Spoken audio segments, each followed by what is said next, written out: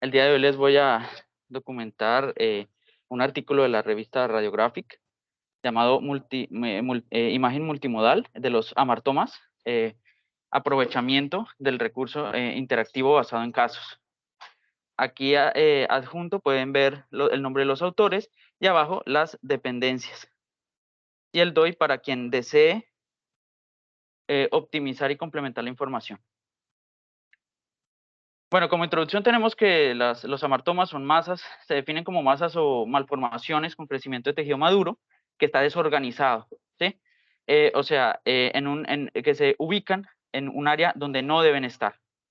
Proveniente de la palabra amartom, que significa errar, palabra de origen griego, ¿sí? Se constituye como una heterotopía y una ectopia, ¿sí?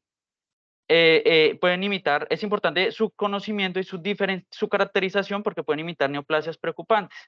Suelen aparecer esporádicos o suelen formar en conjunto con un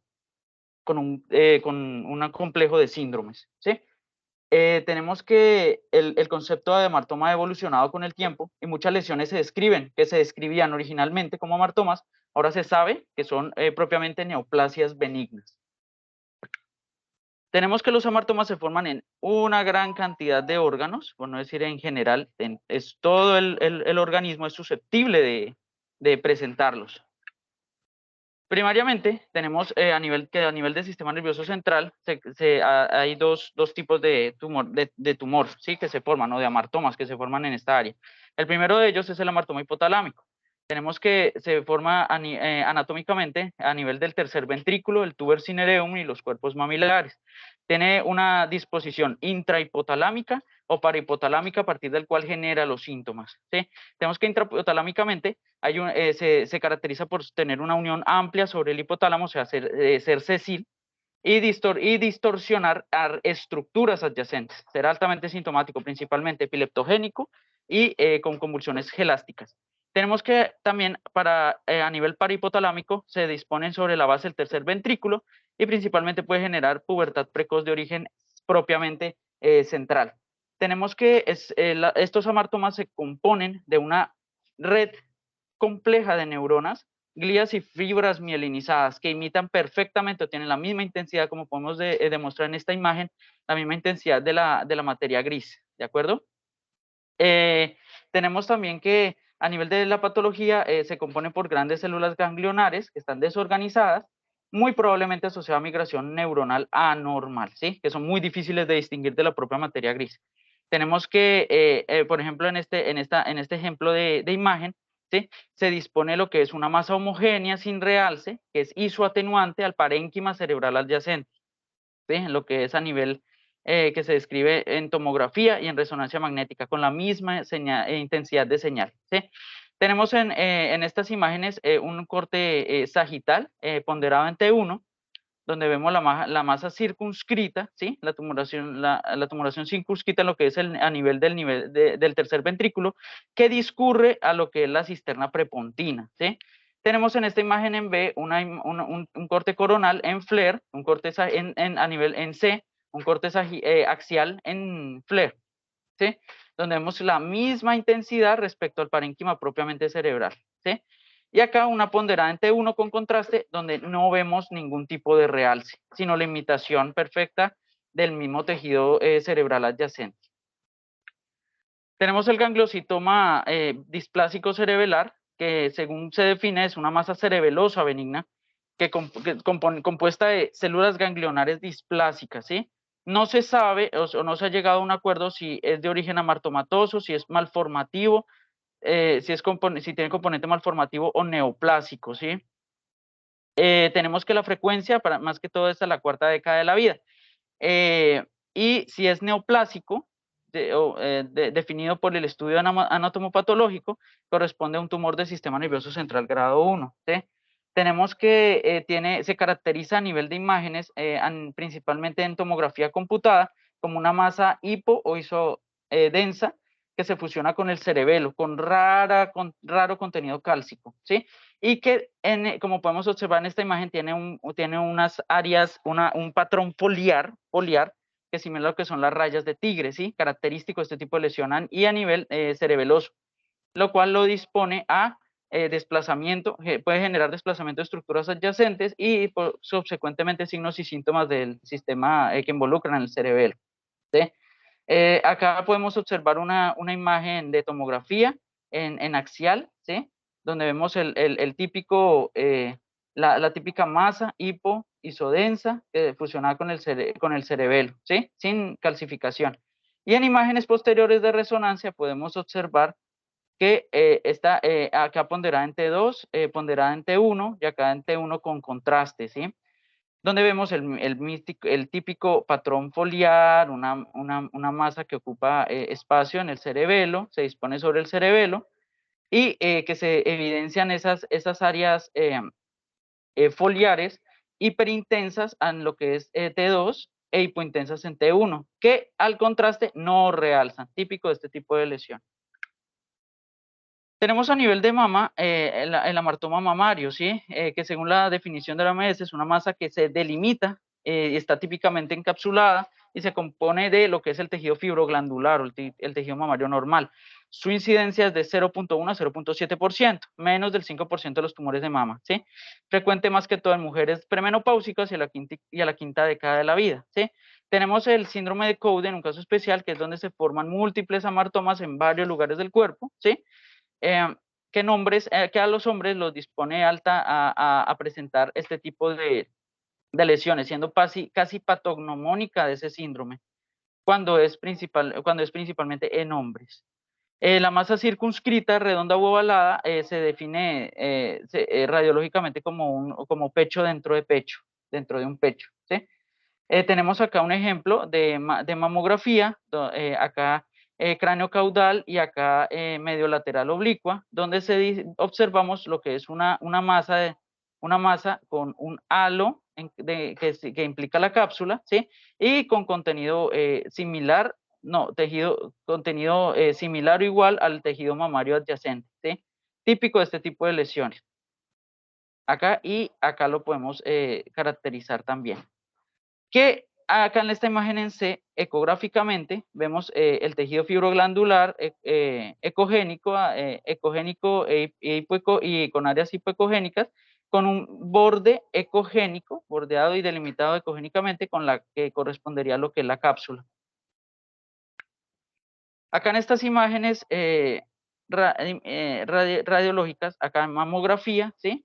Y acá en resonancia magnética podemos caracterizar acá la imagen, un amartoma mamario en una mujer de 44 años, que con un hallazgo de masa incidental en el seno izquierdo. Acá podemos observar una masa ovalada, circunscrita, que contiene tejido graso, ¿sí? En la parte superior externa de la mama izquierda, con la pseudocápsula finamente delimitada, ¿sí? Finamente circunscrita, ¿sí? Con contenido propiamente de tejido mamario, que en una resonancia magnética podemos evidenciar acá ponderada principalmente en T1, ¿sí? Ponderada en T1 y en métodos de supresión grasa, STIR, T1 con supresión grasa y T1 con supresión grasa y contraste, ¿sí? Donde caracterizamos principalmente el contenido, ¿sí? Que acá en T1 es ecogénico, hiperintenso, isointenso, discretamente hiperintenso e isointenso adyacente a lo que es el tejido mamario, que en las fases de saturación grasa se denota hipointenso. Tenemos el amartoma pulmonar, que según se define la OMS es una neoplasia mesenquimatosa benigna, con al menos 2 elementos mesenquimatosos y tejido pulmonar atrapado, ¿sí? La frecuencia de incidencia máxima es hasta la sexta década, es muy raro en niños, principalmente en el género masculino respecto al femenino. Usualmente es de crecimiento lento, se caracteriza por ser un nódulo solitario, raramente múltiple, y principalmente se dispone a nivel periférico, ¿sí? En un 90% de los casos. Y ya puede afectar indiscriminadamente cualquier tipo de lóbulo pulmonar, ¿sí? Tenemos que el manejo en estos pacientes usualmente es conservador, ya que solamente produce síntomas cuando se dispone a nivel endobronquial adyacente a un bronquio y genera taponamiento. Acá tenemos unas imágenes de tomografía en corte axial, en cortes axiales, ¿sí? De ventana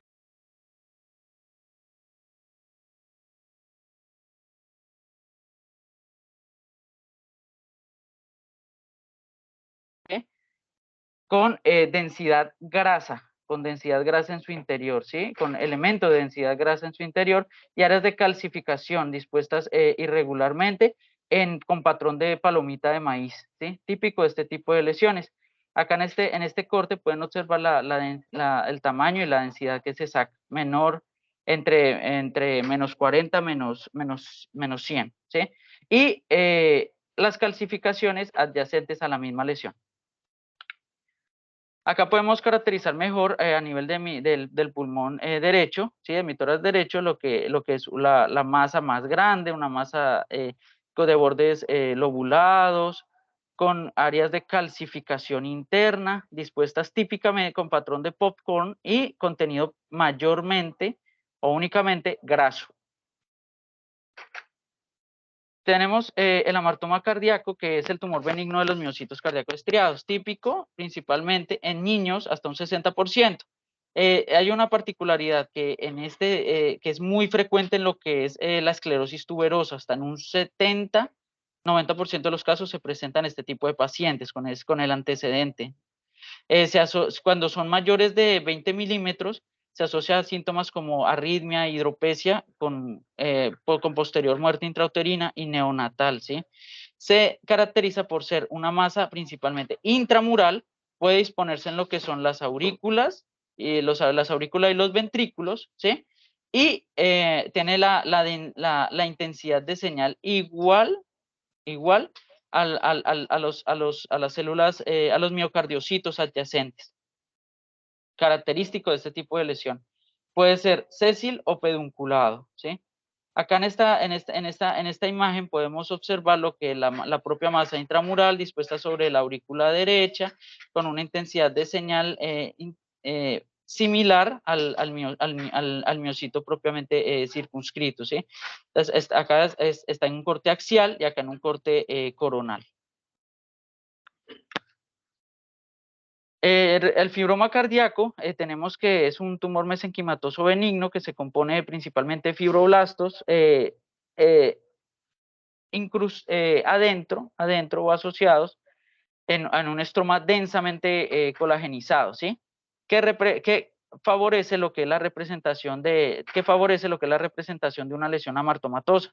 Es el tumor cardíaco más frecuente en niños después del rhabdomioma, ¿sí? Más común en niños pequeños, hasta en un 90% de los casos.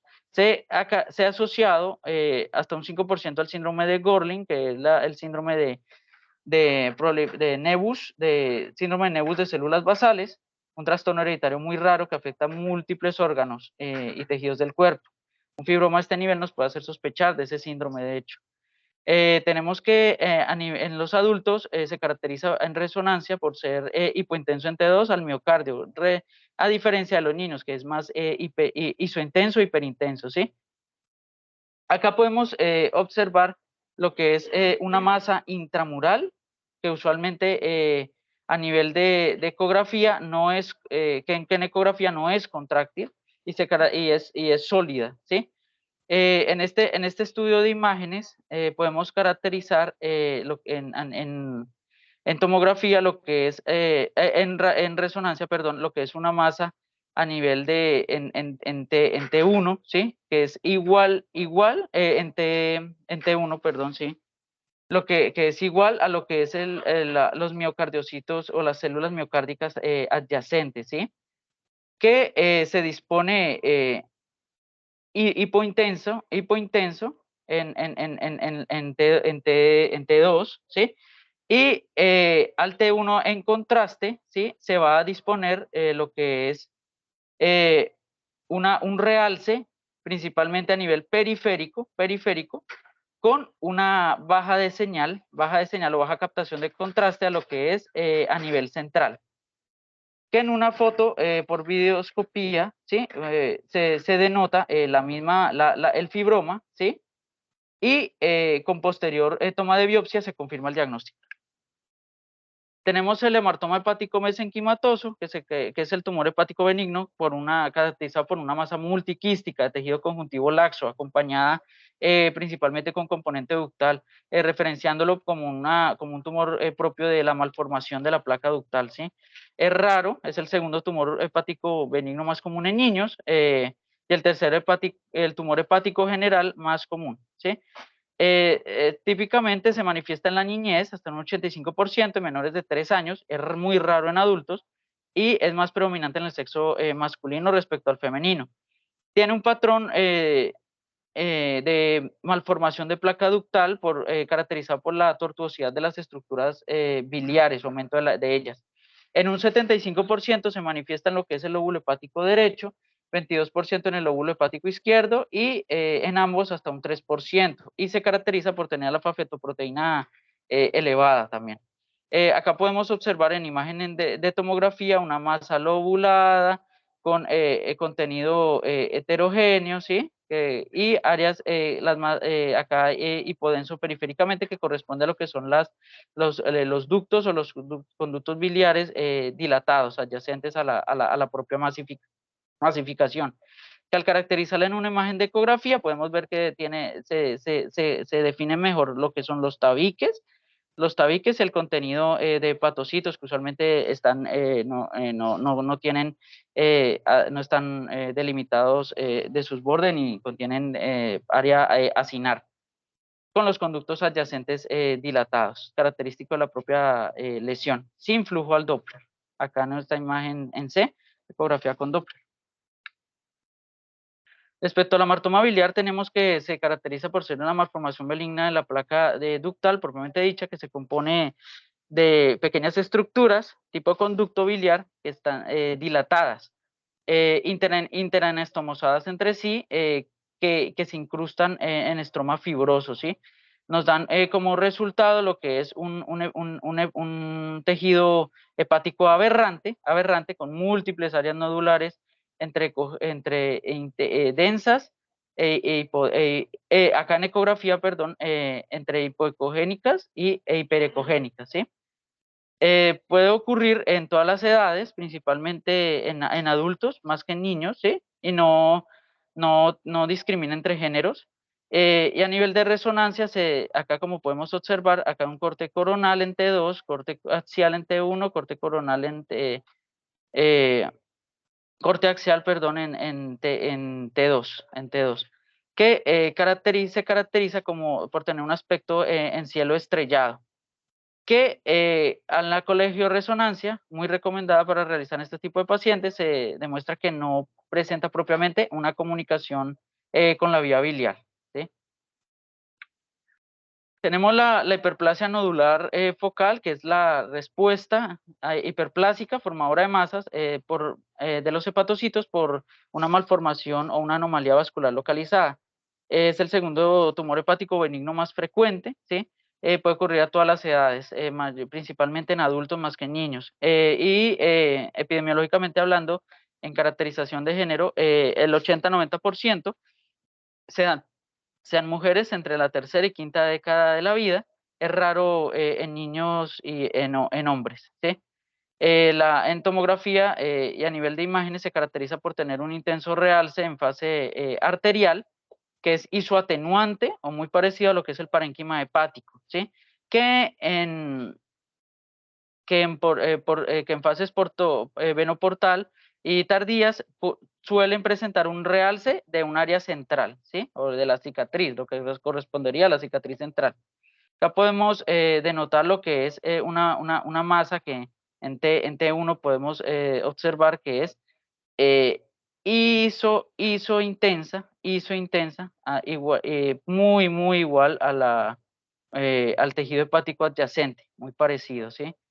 Que en imágenes de T2 y saturación grasa podemos delimitarla muy discretamente, ¿sí? Muy discretamente. Y a nivel hepatobiliar, acá en esta fase hepatobiliar de contraste, podemos ver que hay un discreto realce con un bordeado característico de la lesión, que se comparte y casi parecido a lo que es el tejido hepático propiamente dicho. Respecto al amartoma esplénico, tenemos que es la malformación compuesta de una pulpa roja esplénica normal desorganizada, ¿sí? Es muy raro, hasta en un 0.024%, a un 0.13%, ¿sí? Típicamente en adultos, pero puede verse en niños, sin discriminar el género, sin diferenciación entre género. Tenemos que tiene un patrón, puede ser solitario multifocal y tiene un patrón de realce característico, lo que es el heterogéneo difuso temprano, lo que es el progresivo periférico parcheado, con un temprano realce tardío uniforme, y un realce persistente homogéneo inmediato, ¿sí? Es una lesión principalmente, cuyas características en imágenes son una lesión abultada, no encapsulada, circunscrita, que puede ser a nivel de patología, de hallazgos anatomopatológicos de color rojo o marrón, ¿sí? Que comprime o tiene ese patrón de compresión del parénquima adyacente, que acá en imágenes de resonancia, podemos demostrar que acá en una imagen ponderante 2, pues, con saturación grasa, acá en imágenes de T1 con saturación grasa, ¿sí? Saturación grasa y saturación grasa con contraste, ¿sí? Y en una ecografía de escala de grises, denotamos lo que es una masa redonda que realza heterogéneamente, ¿sí? Eh, y que realza heterogéneamente, se caracteriza acá en T1 con saturación grasa por ser eh, hipointensa respecto al demás parénquima esplénico, y acá el contraste con un tenue realce principalmente de la cápsula, ¿sí? Muy discreto. Y que ecogénicamente es una masa hiperecoica, homogénea, ¿sí? Con relación discreta a lo que es el tejido esplénico adyacente, a la cual se le hace un procedimiento de biopsia acá como lo señala la flecha roja, que para determinar el contenido de dicha lesión, ya para hacer el diagnóstico definitivo. Tenemos el pólipo amartomatoso esporádico, que son lesiones polipoides raras con una mezcla variable de lo que son los elementos epiteliales y estromales desorganizados. Tiene elementos celulares normales con arquitectura distorsionada, ¿sí? Y es más común en el tracto inferior respecto al superior, ¿sí? Los pólipos amartomatosos colónicos pues, se pueden parecer a los de tipo juvenil, y en fluoroscopía principalmente, que es, es el estudio imaginológico más recomendado, se caracteriza por tener un defecto de represión polipoide con un aspecto grabado, y puede presentar intosuscepción. Tenemos que puede ser pedunculado o sésil, con una combinación de epitelio no displásico, lámina propia y tejido linfoide, además de elementos mesenquimales. En esta imagen de tomografía podemos denotar su adherencia a lo que es la mucosa intestinal, ¿sí? Y la característica sésil y igual y de la misma densidad de lo que es la propia mucosa intestinal adyacente a la que está adherida. Era una imagen de reconstrucción tridimensional con una mejor caracterización y la imagen en físico de la toma de biopsia después de la recepción, perdón, de tejido resecado que presentaba este tipo de tumoración. Tenemos el amartomatoma retrocecal quístico, que se define como quistes congénitos raros, probablemente de restos vestigiales relacionados con regresión incompleta de lo que es el intestino posterior distal, ¿sí? Que evoluciona a partir de la octava semana de gestación, que algunos consideran, según la literatura, son amartomatosos, ¿sí? Es más frecuente en adultos y mujeres de mediana edad, más frecuente en sexo femenino respecto al masculino. Se denota principalmente en resonancia magnética como un engrosamiento irregular de la pared y la masa realzada, con contenido hiperintenso que es contenido rico en mucina, ¿sí? Que puede ser hasta indicativo, que son indicativos, discúlpeme, de malignidad principalmente. 50% de estas masas son asintomáticas, pueden producir efecto de masa local en el recto si son muy grandes, ¿sí? Estreñimiento y plenitud rectal o dolor abdominal adyacente. Acá tenemos lo que es a nivel de resonancia, ¿sí? Unos cortes axiales en T2, en T1 con saturación grasa y T1 con saturación grasa y contraste, ¿sí? Donde vemos que a nivel de T2 hay un contenido hiperintenso del área con bordes isointensos muy similares al tejido, similares acompañados del tejido propiamente colónico o intestinal, ¿sí? Y en T1 con saturación grasa vemos de características similares respecto a T2, que finalmente al contraste no solamente hay realce de la pared, pero no propiamente del contenido de la martoma, del quiste martomatoso. Tenemos la lipomatosis del nervio, el amartoma lipofibromatoso del nervio, ¿sí? Acá que se describe como un crecimiento excesivo de tejido fibroadiposo maduro, ¿sí? Dentro de lo que es el epineuro, que rodea y separa los fascículos nerviosos. Tenemos epidemiológicamente, se denota como se presenta temprano en la vida, principalmente en la primera década de la vida, hasta en un 60%, y no hay una buena diferenciación entre género masculino y femenino. En orden de frecuencia, tenemos que la extremidad superior es el área más frecuente de presentación de este tipo de lesión, y posteriormente se caracteriza por tener un atrapamiento. Cuando es muy grande, atrapamiento del nervio mediano a nivel de lo que es el túnel carpiano.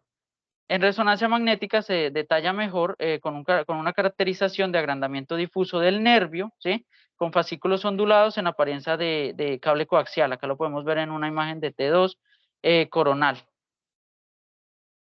Acá en las demás imágenes podemos observar el primer estudio, una ecografía, ¿sí? Transversa, donde podemos denotar lo que es un aumento y engrosamiento de lo que es el nervio propiamente dicho, con áreas hipoecogénicas adyacentes, ¿sí? Del tejido, discúlpeme, de la masa, la formación de la masa con compresión y contención de los fascículos, con un borde hipoecogénico o un borde isoecogénico, ¿sí? Con disposición grasa principalmente y el atrapamiento de los fascículos, ¿sí? Que a nivel de lo que de lo que es la resonancia magnética podemos denotar los bordes bien definidos acá en T1 con áreas hipointensas que corresponden a los fascículos atrapados por el propio tumor, que en T2 se denotan hiperintensas, discretamente hiperintensas con el borde característico hipointenso.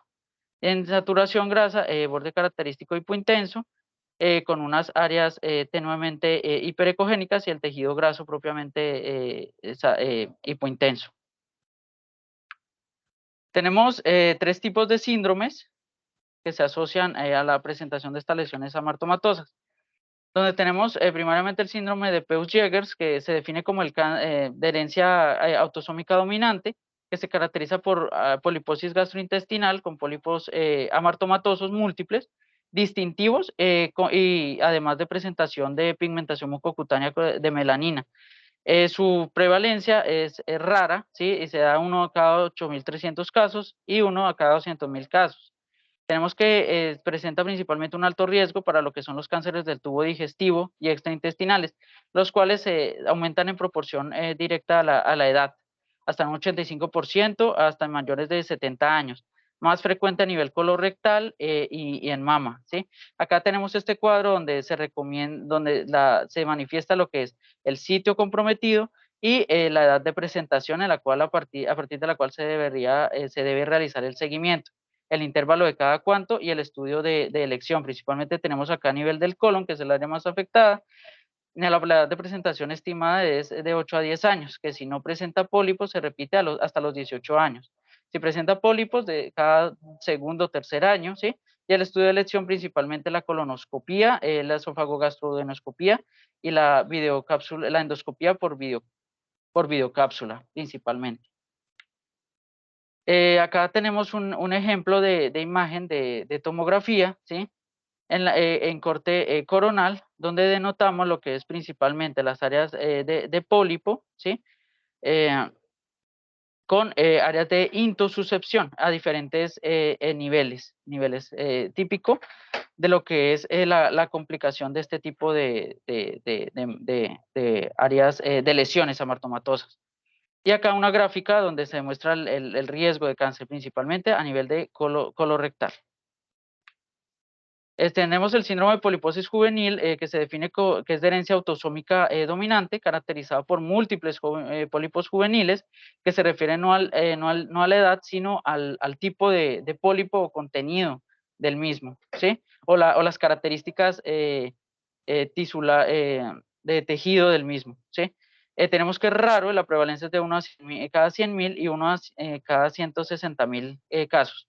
Se distribuye principalmente a nivel colorectal hasta en un 98% de los casos, y mínimamente en lo que es el estómago, el yeyuno y el león y el duodeno, de un 7 a un 14% de los casos.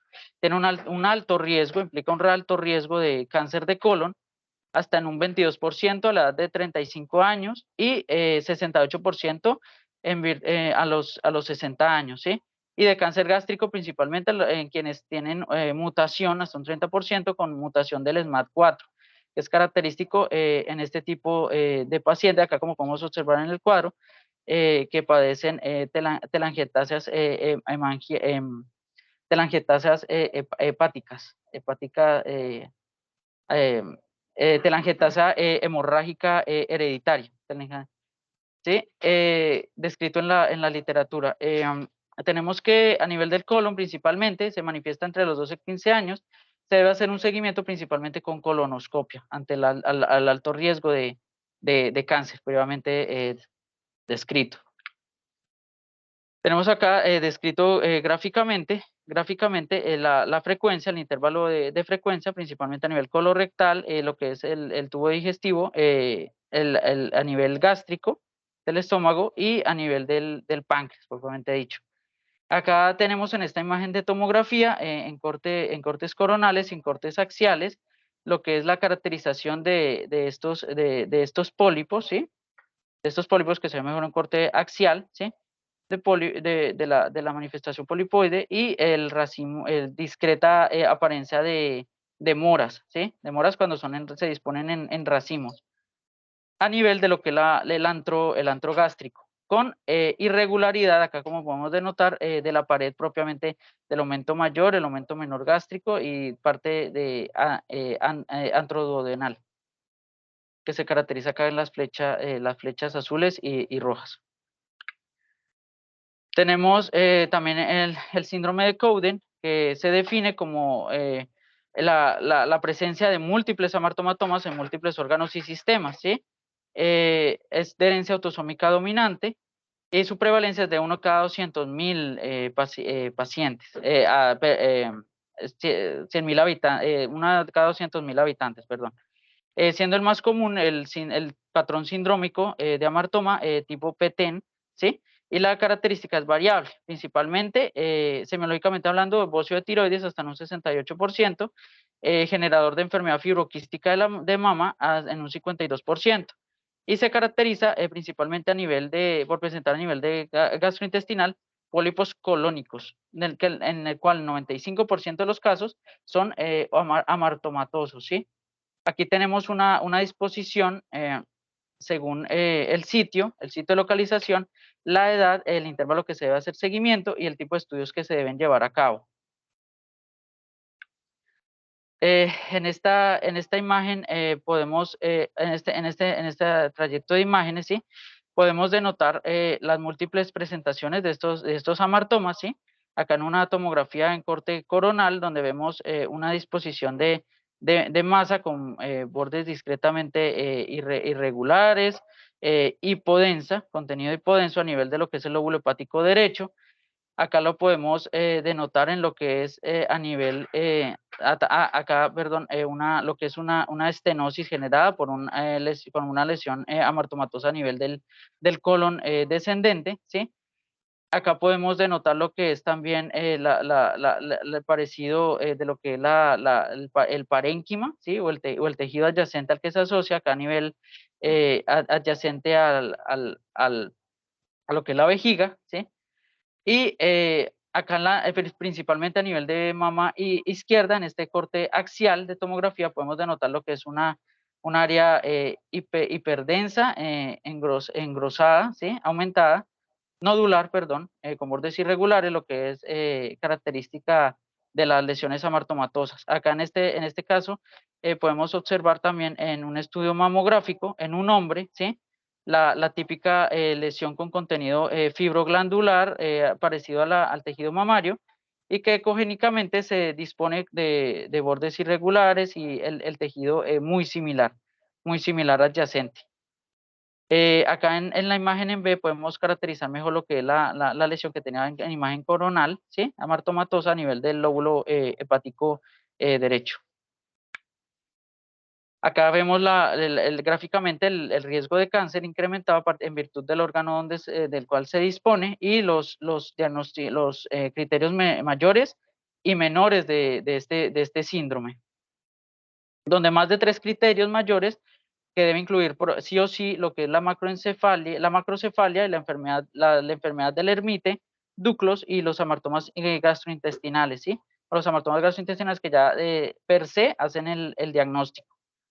Y tenemos diagnóstico también operativo, lo que son los antecedentes familiares, con un estudio citohistoquímico, ¿sí? Y de ADN, ¿sí? Y dos criterios mayores, y uno o más menores, ¿sí? Caracterizados acá en este cuadro. Tenemos la esclerosis tuberosa, que se define como el síndrome neurocutáneo autosómico dominante, que se caracteriza por múltiples amartomas y neoplasias benignas de múltiples órganos y sistemas, que se conoce también como la enfermedad de Borneville, y es la segunda fancomatosis más frecuente después de la neurofibromatosis tipo 1. Tiene una incidencia entre unos 5.000 a 10.000 nacimientos, ¿sí? Tiene un alto riesgo, principalmente de complicaciones mortales. Se define en la literatura principalmente que se manifiesta más que todo en sistema nervioso central y lo que es el sistema cardíaco. Acá podemos denotar en varios cortes, ¿sí? De un niño de 21 meses de nacido en las imágenes de resonancia. Acá tenemos un FLAIR, lo que es el FLAIR, lo que es el axial en T2, ¿sí? Donde se muestran principalmente múltiples tubérculos córticos subcorticales, ¿sí?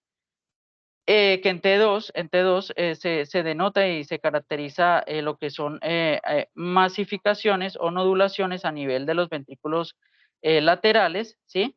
Y un racimo, una masa dispuesta en racimo, ¿sí? A nivel del ventrículo lateral izquierdo, que es hipointensa, característica de lo que son los tumores, nódulos subependimarios o lesiones subependimarias, que en imágenes posteriores de T1 y T1 con contraste se denotan que se aparecen muy similares a lo que es el tejido cortical, ¿sí?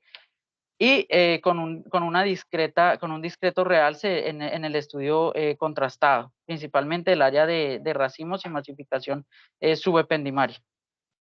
Tenemos también que a nivel de lo que es cardíaco, como se describía previamente, se caracteriza por presentar el rhabdomioma, ¿sí? Hasta en un 70-90% de los casos. Tenemos acá en este cuadro lo que son los criterios mayores y los criterios menores, en los cuales pueden variar. La presencia de dos criterios mayores, o uno mayor y dos menores, y dos menores hacen el diagnóstico per se. Acá tenemos lo que es la bibliografía descrita en el paper del cual se obtuvo la información. Muchísimas gracias.